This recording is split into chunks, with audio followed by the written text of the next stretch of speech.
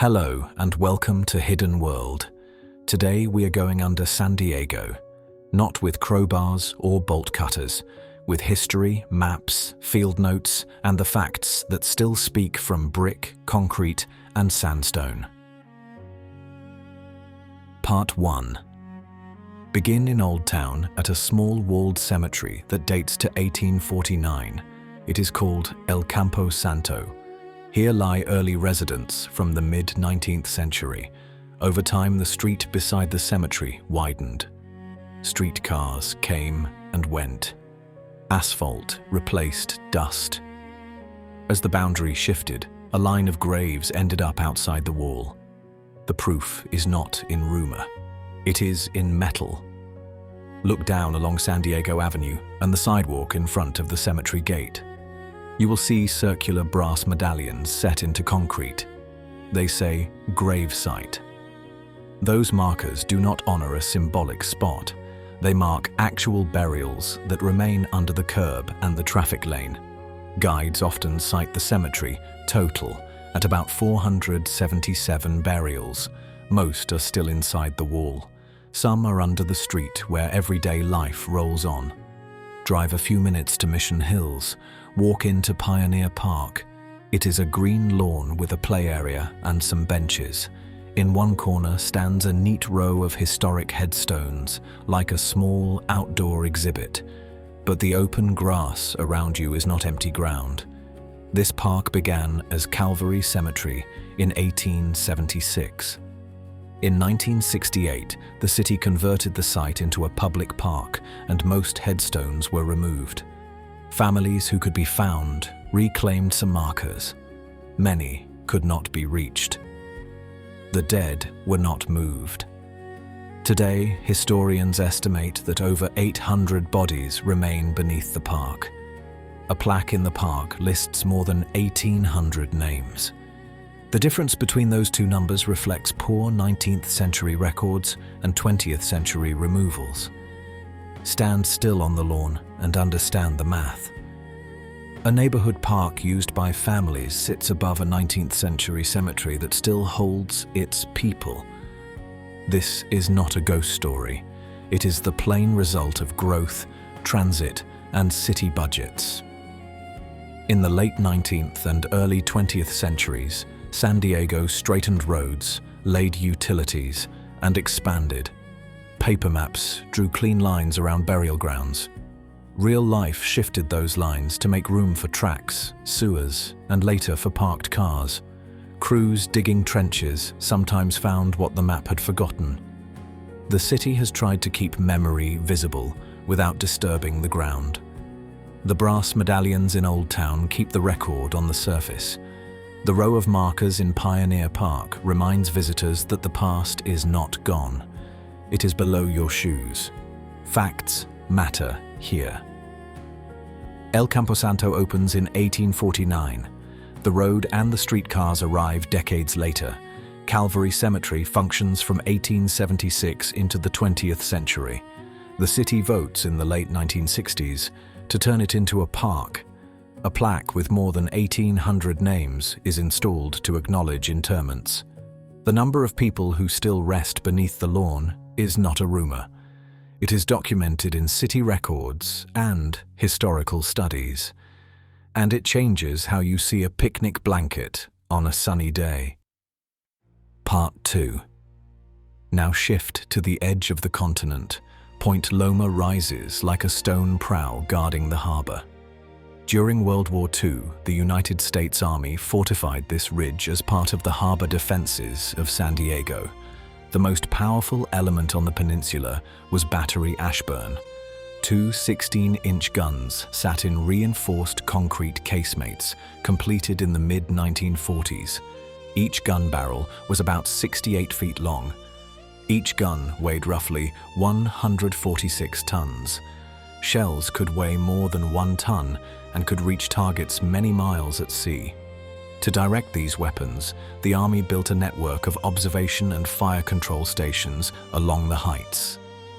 Planners camouflaged the flat roofs to look like rock outcrops and even installed steel rings to anchor nets. From these rooms, crews used optics and calculations to plot courses and send firing solutions to the guns. Walk the trails today, and you can still see concrete doors set in the bluff, slit windows, stairways, and the remains of base end stations. The layout tells a practical story. A battery commander's post on the upper level looked out across the shipping lanes. Base end stations below provided triangulation. Telephones and cables linked the system. Ammunition magazines lay behind blast doors. Many coastal guns nationwide were dismantled after the war. At San Diego, most big shore guns were removed by the late 1940s as new weapons and strategies took over. The strengthened rooms stayed. The sea wind has etched them and salt has stained them, but the geometry of war remains in the hillside. Place these facts in time. Fort Rosecrans is an army post by the turn of the 20th century. The harbor defenses are modernized during the build-up to the Second World War. By 1944, the heavy battery at Point Loma is ready. By 1948, the great guns are slated for removal. The bunkers keep standing. A casual visitor might miss them. A careful visitor will notice how every opening faces a specific line offshore. The structure was a machine for looking and calculating, and it worked best in teams. What you see today is not a ruin. It is the skeleton of a system that once watched the horizon for an enemy that never appeared. Part 3. Move north to La Jolla and step into a different kind of underworld. On Coast Boulevard, a small shop called the Cave Store holds the key to a sandstone stairway that leads to the sea. In 1902, a German-born entrepreneur named Gustav Schultz hired 2 Chinese laborers to dig a tunnel through the cliff to a chamber now known as Sunny Jim's Sea Cave.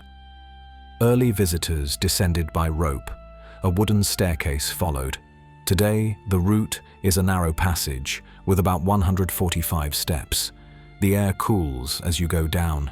The sound of surf grows with every landing. At the bottom, the rock opens to a platform that looks out at a tall, arched mouth. Beyond the opening, the Pacific rises and falls. The cave is more than geology. During the federal alcohol ban that lasted from 1920 to 1933, smugglers used quiet shorelines and hidden landings to move goods. A cave with a secret land exit was a convenient advantage under the right tide and swell. Local accounts describe whiskey delivered by small boats at night and carried up the interior steps to a street above. There are also stories about opium and about the traffic of people in earlier decades. Not every story can be proven. Some are likely. The setting itself explains why the legend persists. The cave amplifies the ocean's roar. The darkness and the angle of the stairs hide movement. If you were moving contraband in that era, this place would have been useful a handful of nights each season when the sea allowed. Even the name is a fact with a story. The cave mouth resembles the profile of a cartoon mascot from a vintage British cereal advertisement. That likeness gave the cave its title. The statistics are clear. The tunnel is more than a century old. Digging started in 1902. The labor took years by hand. The route drops more than 100 feet to sea level. It is the only sea cave in California that you can reach by land through a man-made tunnel. Tens of thousands visit annually. The place is legal, ticketed, and safe when open. It is also the purest expression of how the natural and the human underworld overlap. Waves carve the chamber. People cut a stair into the cliff. The cave breathes with the tide. The city breathes with the cave. Part 4. In 2018, a routine public works project peeled back a corner of concrete near Balboa Park and revealed a small mystery. Crews working at Park Boulevard and Upas Street opened a trench in the sidewalk for electrical work related to street lighting. Underneath, they found the top of a brick-lined passage. A camera lowered into the void showed an arched corridor of old masonry. It was not a modern storm drain. It was not on current maps. For a day, the corner became a window into a forgotten layer of the city. The facts available then were simple. The passage sat just below the sidewalk. The construction style suggested early 20th century work. The dimensions and the lack of an obvious entrance indicated a service use. A likely explanation is that it was a small utility conduit or a cross passage built to allow a pipe or a cable to take a protected route beneath a busy corridor near the park and the old streetcar line. Crews documented the find, checked the structure, and restored the surface. The hole closed. The camera footage and a few news photos stayed online. The tunnel returned to silence. Why is this fragment important? Because it shows how cities actually accumulate their underground. There is no single grand network under San Diego. There are thousands of short segments, each built to solve one problem for one era. Some hold, some collapse. Many are abandoned in place when a new line makes the old one unnecessary. In 2018, a slice of that buried utility web rose to the surface. The most honest statement is that we know it existed. We know roughly when it was built by its bricks and mortar, and we do not yet know its exact purpose. That is not failure. That is the reality of a city that has been laying pipes and wires for more than a century. Part 5. Leave the coast and drive inland to a ridge that overlooks a grid of new neighborhoods and a patchwork of canyons. This is Black Mountain. In the early 1920s, this hill supported a small but intense operation to produce white arsenic for pesticides. Arsenic-rich ore was mined, crushed, and roasted. The vapor carried arsenic compounds into a long concrete flue. As the gas cooled, white arsenic condensed on baffles and walls and was scraped out for sale. The most striking artifact still visible is a tall concrete condensing stack built in the mid-1920s. It looks like a truncated chimney standing alone on the slope. The chemistry that made money a century ago is the reason the site is still monitored now. Arsenic does not evaporate and vanish. It binds to soils and can move in dust and seasonal runoff. Modern tests have found elevated arsenic levels in disturbed ground near the old works and in some segments of nearby trails. In January 2017, the city announced closures of parts of the Miners Ridge area and adjacent paths to allow further sampling and to protect the public. Notices made clear that visitors should stay away from the mine ruins and that access to the core of the site was prohibited. Studies and graduate research since then have continued to catalogue how arsenic binds to sediment and how it moves downslope in storms. Numbers help frame this. The condensing stack dates to 1926 by several accounts. The operation ended by the late 1920s as demand changed and safer alternatives rose. Nearly 100 years later, the city still has to manage the legacy. The closure notices in early 2017 affected specific trail segments. The majority of the park remained open, but the message was direct. Stay on designated routes. Do not disturb tailings. Do not enter any adits or remains. The fact that the site needed a formal investigation in 2017 shows how long a small mine can cast a shadow over a growing metropolitan edge. Stand on a nearby ridge and you will see a beautiful inland panorama. You also see a concrete tower that tells a story about how agriculture and chemistry met on a San Diego hillside a century ago. This is part of the underground city, too. It is not a tunnel. It is a chemical footprint that lives in dust and soil. It requires caution and distance. It is a reminder that not every hidden structure is safe to approach, and that a fence can be a scientific instrument, as well as a legal boundary. Part 6. The Cold War gave San Diego an underground that was designed to protect rather than to hide. On the campus of San Diego State University, engineers took a relic of that era and turned it into a laboratory. In the 1960s, parts of campus buildings were planned or adapted to serve as fallout shelters with thick walls and protected rooms. Decades later, faculty in engineering recognized that one of those shielded areas could house a vertical research facility for the study of fire. They built a flame tower inside the former shelter space. In 2015, the university described the conversion as an example of turning a defensive artifact into a useful scientific tool. The space that once would have held water drums and crackers now supports experiments that improve safety in the real world. Evidence of civil defense remains around campus in quieter ways. Old fallout shelter signs survived on some structures long after the national program ended. Archives hold lists of stockpiled supplies and maps of designated rooms. For a period in the early 1960s, federal agencies surveyed millions of square feet of public buildings nationwide for potential shelter capacity and marked selected sites with the now famous yellow and black symbol. The national survey was announced in late 1961. Universities of that era cooperated by identifying basements and interior rooms that could shield hundreds of people from fallout for a few days. On campus, today, those same rooms are part of the utility network and service corridors that make a university run. Drive east to the community of Lakeside to see one of the clearest local examples of a dedicated public shelter.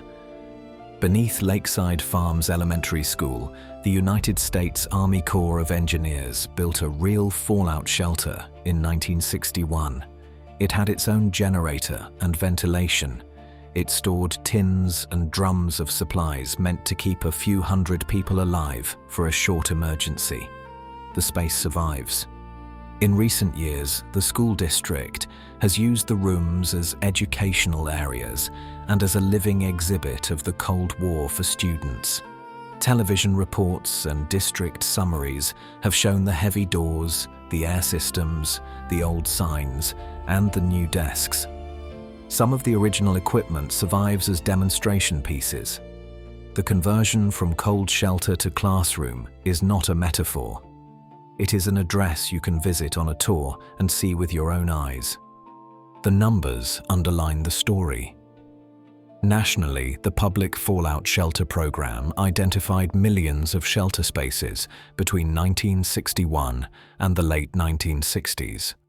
Locally, Lakeside has one of the few purpose-built public shelters still accessible. At San Diego State University, a protected space evolved into a research tower described in a 2015 article. For both sites, the dates and capacities are documented. For both sites, the idea is the same. The underground can be a plan, not a secret. It can be a community promise, not a crime story. Now pull the threads together. Buried graves beneath Old Town and Mission Hills show how memory is layered into the soil with precise dates and counts. World War II bunkers on Point Loma show how a naval city fortified itself with concrete rooms that still point at specific sectors of the sea.